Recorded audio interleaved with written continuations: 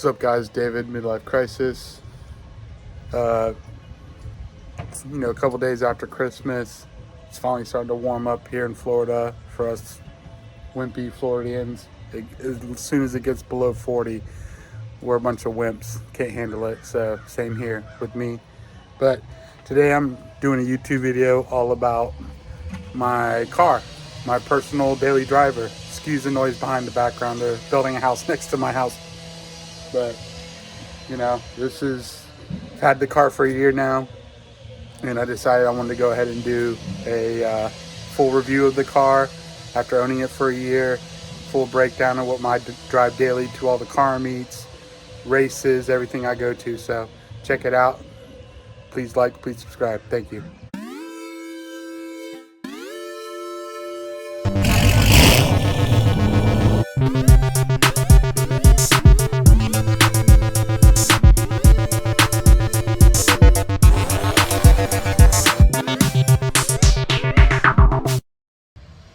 Alright, so here it is.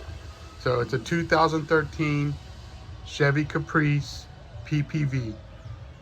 Basically, it was made by the Holden plant in Australia and then badged with Chevy badges and then sent over here to use for police cars in America. Basically, bought this from a guy who bought it from a police auction, and I've been doing stuff to it, cleaning it up.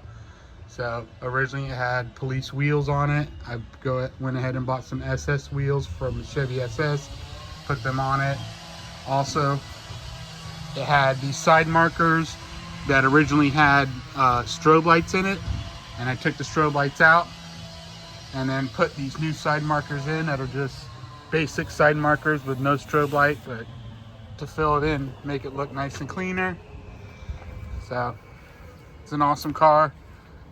Like I said, I've owned it for a year now, and trying to fix it up and clean it up. All right, so now we're inside the car. So like I said, I've owned it for about a year now. When I first got it, it had about 86,000 miles. I think 85, I can't remember exactly. I've now got 90,000 on it. Got the car about, like I said, a year ago. When I bought the car, I wasn't used to what I was going to be dealing with when I got the car. So as you can see, certain things, I don't have a center console. I've got things like down here, you can see it's all exposed and open. You can see wires that are cut. It's because this was a cop car, and when they took all the lights out, all the extras, they weren't worried about it looking nice, so they just ripped it apart and basically did what they had to do to get this thing ready for auction. All right, so let's go over some things I heard about this car when I first bought it. Some myths, some rumors that were dispelled once I got the car and figured out how to handle getting parts for it. But when I first got the car, one of the big things people said were, hey, you're not going to be able to get parts for this car. They don't make the car anymore. Holden is in Australia, so any parts you're going to need to get are in Australia are going to cost a lot of money to ship over. The engine, shouldn't be compatible. All that's false. It's false. It's not true. Thanks to Facebook and groups on Facebook, there's 2 different groups I'm a part of right now, and I can get every part I need for this car. For example, the side markers. I got these side markers from Facebook, from a guy named Brad in St. Petersburg. So not hard to get. They were really easy. He had them both, no problem. Another issue, another part I needed to get, I had an issue. My girlfriend was stepping out of the car one day, and she ripped up this piece of trim right here. And it's a chrome piece of trim. It bent it all up. I had to rip it off and throw it away. Well, I was able to get that piece of trim from Michigan, from a guy in Michigan. Here it is right here. You can see it. It's nice and straight. I just got to take the time to glue it in, So everything. Plus, we'll go over the engine and the transmission. Solid car. But the engine is an LS2/LS3 matched together. Holden calls it the L77. It's a 6-liter V8 LS motor, solid as a rock. All right, so like I said, let's take a look at the motor.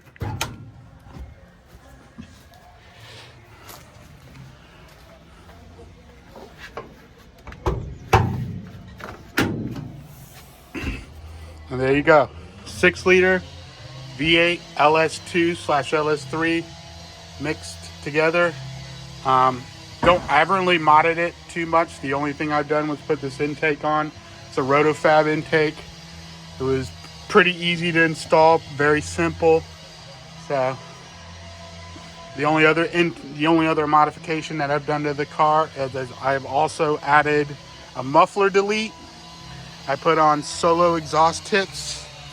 As you can see, kind of got a lot of soot coming out of them. I drive this car a lot, so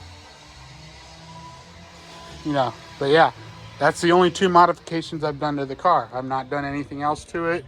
I do plan on doing some other things.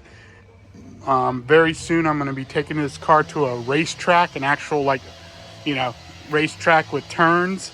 So I'm going to go ahead and I'm going to be putting lowering springs on it soon. I'm going to probably put new brake pads and new brake fluid in it. Get it ready for the track, make sure it's safe. Not getting really worried about doing anything else to it. I don't have the money right now. But future plans, yes.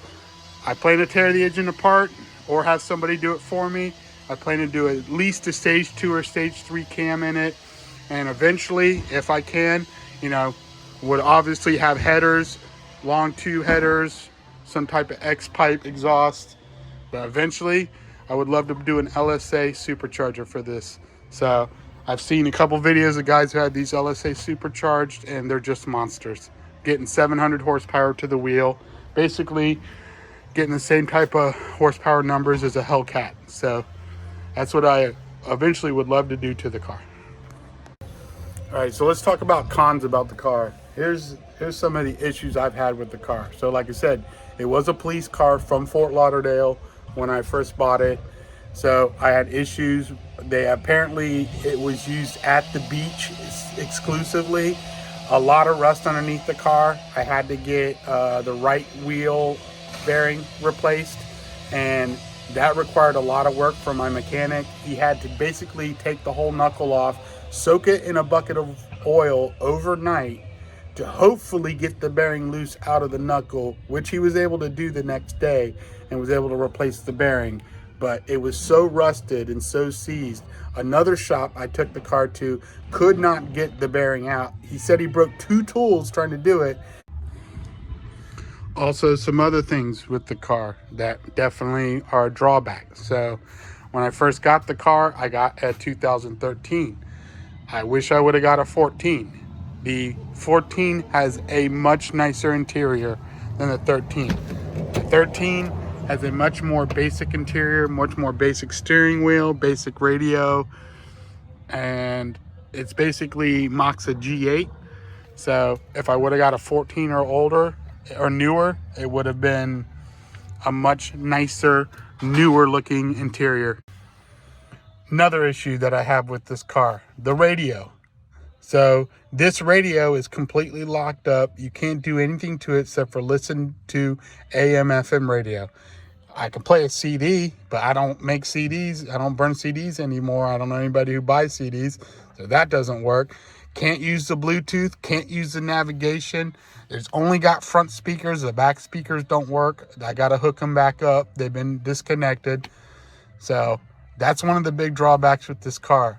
I can either try to unlock the radio myself or get somebody to unlock it for me, or I can just go ahead and go on Facebook. There's guys that sell these unlocked, and I could even get it with a new loading screen where it has the Holden loading screen instead of the Chevy loading screen.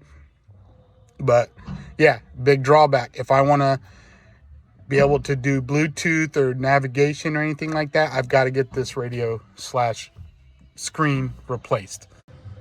Another drawback is the back doors.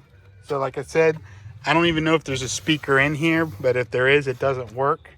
And if you see, there's nothing for a lock except for here. Also, you can't roll the windows down. There's no window switch for anybody in the back. How would you roll the windows down? Even with the front controller over there, they don't work. I think they've been disconnected. A lot of people say that you can reconnect the windows, and you can even put new door panels on with the window switch. So in the future, might have to do that. I am lucky. When I got this car, I got one with a good back seat. Sometimes they come with a really crappy hard plastic back seat. I actually got one, a good vinyl back seat. It was already in the car. It's nice and comfortable to sit in. Another thing this car has is vinyl floors. It doesn't have carpet at all. There's no carpet in this car whatsoever. I still use floor mats because the vinyl is actually harder to clean up. But here's another issue with the car. So the battery is in the back. It's not in the front. So if I had to jump start the car, I got to jump start it from the back of the car. And then here is the actual electronics where the other battery was hooked up. This was powered all the lights for the car. The blue and reds, the tops, the power converter, the radio for the cop that drove the car so that he could radio back and forth. A lot of the newer cop cars, they were running computers so that they could sit there and run VINs real time. So yeah, it's a mess. I got to either pull all this out or maybe hook another battery back up and try to hook some stuff back up. Maybe do some cool lighting for the car. I don't know. I might just pull this out and make this like a lockbox. So, and another weird thing about the car that's strange is the shifter right here. So I'm touching it right now. When you drive this thing in sport mode and in performance mode, this whole assembly, not the shifter itself, but this assembly gets really hot. I mean, I don't know if it's normal, but yeah, it gets really, really hot to the point where sometimes it's a little concerning. Like right now I'm touching it and it's pretty hot. So I don't know if that's normal. I don't know if any other Caprice owners have the same issue, but if you do, let me know down in the comments. And finally, my last complaint about the car, and this isn't the car's fault, it's the guy I bought it from, and I don't blame him. He's just trying to make money, wanted to make the car look better. But he told me when he first got the car, it had a lot of issues. So he took it to Mako, and he had Mako paint it. I wish he wouldn't have had Mako paint it. I would have just paid and had somebody paint it myself instead of have Mako do it. So, and we were like, hey, but it looks good, Dave. Well, let me get close up. So they obviously missed this spot right here. You can see that rust. So that's a common problem, I guess, with Caprices and G8s. So there's also a spot right here. I don't know if you can see it. Before I picked the car up, this actually was a run that he wet sanded, and it looks like crap now. That's got to get fixed or the car get repainted.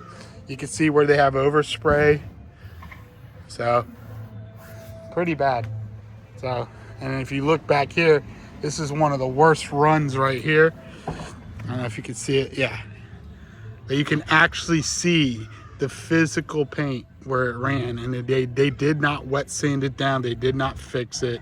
They just left it. So, if I would have had my choice, I would have just said, hey, please don't have Mako paint the car. I'll get it painted myself. So even the front, you can see where there's no like lower grill or anything for it. You can see the overspray. You can see the cracks from the old plate, these holes. It's just real bad paint job by Mako. And I don't blame Mako. It's what they do. That's how they paint cars.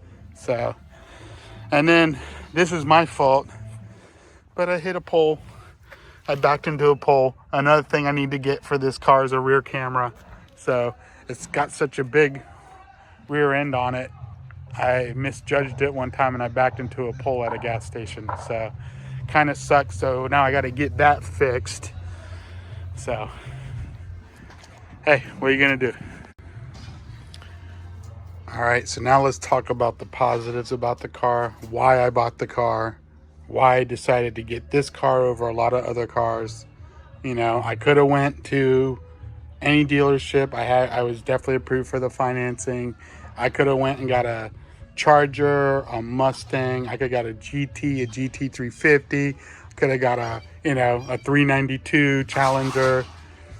My issue was those cars at the time. This was all during COVID. I bought the car at the height of COVID, at the height of the car inflation, and I did not want to pay 30 plus thousand, 40, $50,000 for a car and then have a $500 car payment.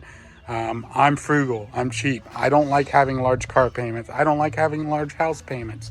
I always look for great deals. I don't buy anything at overpriced. I just don't believe in that. So even when I bought this car, I bought it for too much, but it still is a fraction of what it would have cost for me for any other V8 4-door muscle car out right now. So I'm going to be honest with you. Like I said, I overpaid for it. I probably won't be able to get what I paid for it now, but I don't care. It was still way less. So when I bought this car, that was the other thing. Because it was so cheap, I was able to buy it cash, and I didn't have to sit there and get a car payment for it. And I bought this car for $11,000. So $11,000 for a V8 4-door muscle car that you can have a lot of fun with and mod the hell out. Next part, we're going to get onto it. We're going to go ahead and we're going to take the car out for a spin. I'm going to go ahead and do a cold start on it. You can basically see what it sounds like with the muffler delete and the intake. And then we'll take the car out, maybe take it to a parking lot, do some revs in it. I don't like revving in my front yard, so I actually respect my neighbors and don't want to piss them off. So let's go.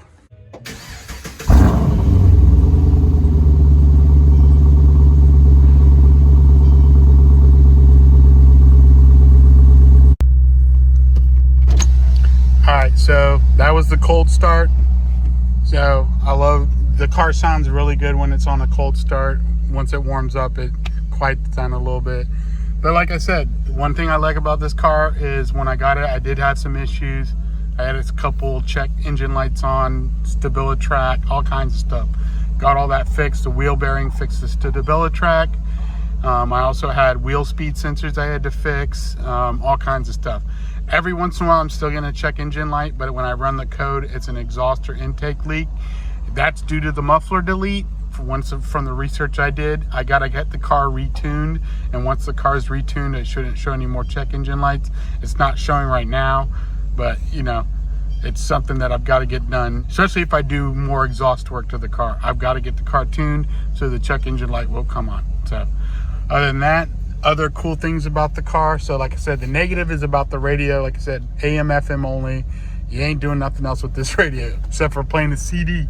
So, but one of the cool things about this car is it is an automatic, but it's got a sport mode and it's got a performance mode. So if you press sport mode, it goes into sport shifting, and if you press performance mode, it shows you performance mode is on, and then shows you that traction control is off.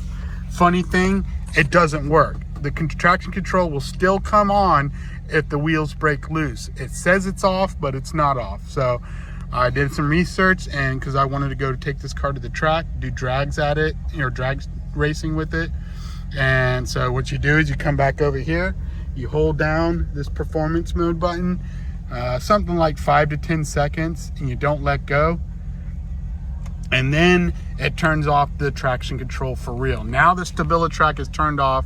Traction control is completely turned off. If I want to do a smoky burnout, I can. I'm not going to right now. Maybe later, we'll see. So, all right. So let's go for a quick spin.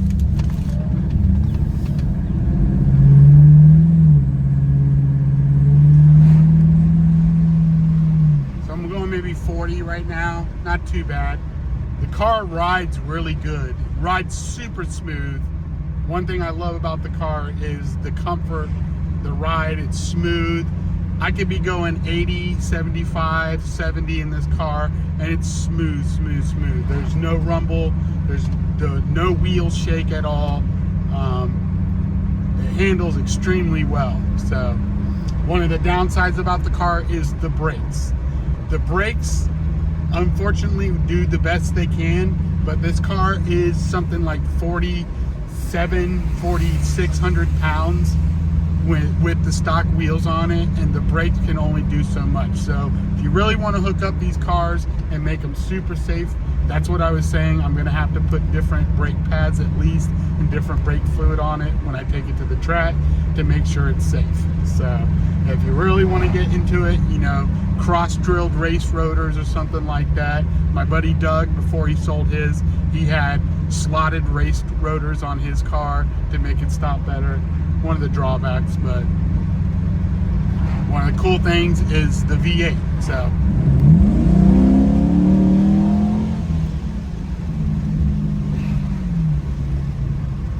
love it, gotta love it. So what are my future plans with the car? So my future plans, like I said, I'm gonna put lowering springs on it, you know, take it to the track here in a couple months. But for the future, like I said, I want to supercharge this thing. I want this thing to be an absolute monster. One of the nicknames this car got, and it wasn't from me, it was from other guys, was the Beast. So I basically said, guess what? This car is now the Beast. So that's its official name, and it is a beast. It's big, it's heavy, it's got some power. If you don't know how to drive this car, you could definitely put this thing into a pole easily. So yeah, I definitely have plans to make this thing even more crazy. So, but it's going to take time and it's going to take money. So, and for me to make sure that this happens, you know, I got to make sure that, you know, I have my ducks in a row. So, the reason I'm doing this YouTube channel, the reason I'm doing this is because I want to drive better cars in the future. I want to drive really sick, really cool cars in the future, especially for the channel. For me to do that, I got to work on this car. I got to make this thing a beast. I got to show people I'm serious in the car community. So people know I'm serious. People know now that I'm in it, you know, for the long haul, but I've got to keep progressing, keep moving on. So one of the reasons I haven't posting YouTube videos every other day is that simple fact. I don't want to just post the same thing everybody else is posting. Excuse me. I don't want to post the same thing everybody else is posting. I got guys that are doing car exits. I know guys that are doing all the cars and coffees. Everybody's doing the same thing. I want to be different. I want to be unique.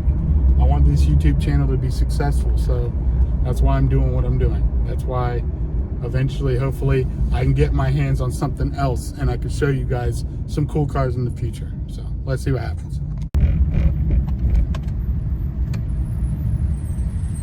All right, I'm gonna do a hard pull here. Let's see what happens.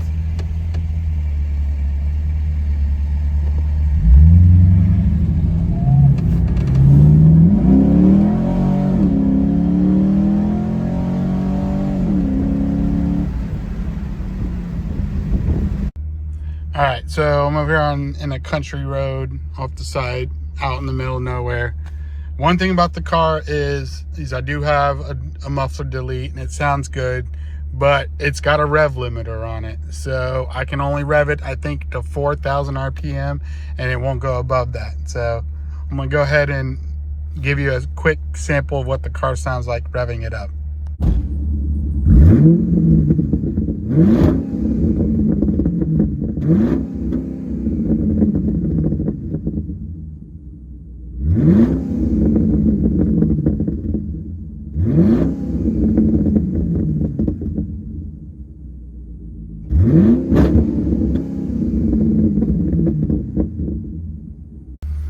All right, so you heard it. Like I said, you don't really get to hear the full potential of the exhaust because of the rev limiter.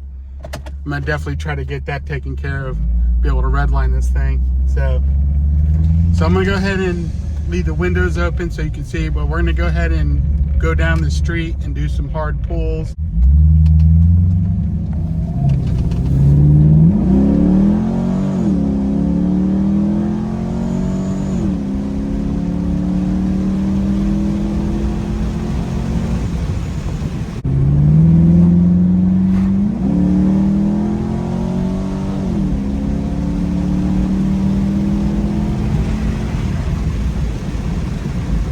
So to close out, basically, you know, the reason I got this car, the reason I'm doing the YouTube channel, midlife crisis, is pretty obvious, man. I'm 44, I'm in my mid 40s. I didn't have a fun car to drive before this. I've been taking care of a family, putting a daughter through private school, braces, everything. All my money has gone to my family, and I finally have some free time, some free money. My daughter's getting older, you know, she's becoming a teenager, and I finally decided to do something for myself, a la midlife crisis. So, you know, if I could have gone crazy, man. I could have went and bought a Hellcat or something like that and really lost my mind, but I still decided to be conservative. The car's a fun car to drive. You know, it's not the fastest car. It's not the coolest car. It's, you know, not a two-door sports car. It's not a supercar, but it's still a fun car to drive.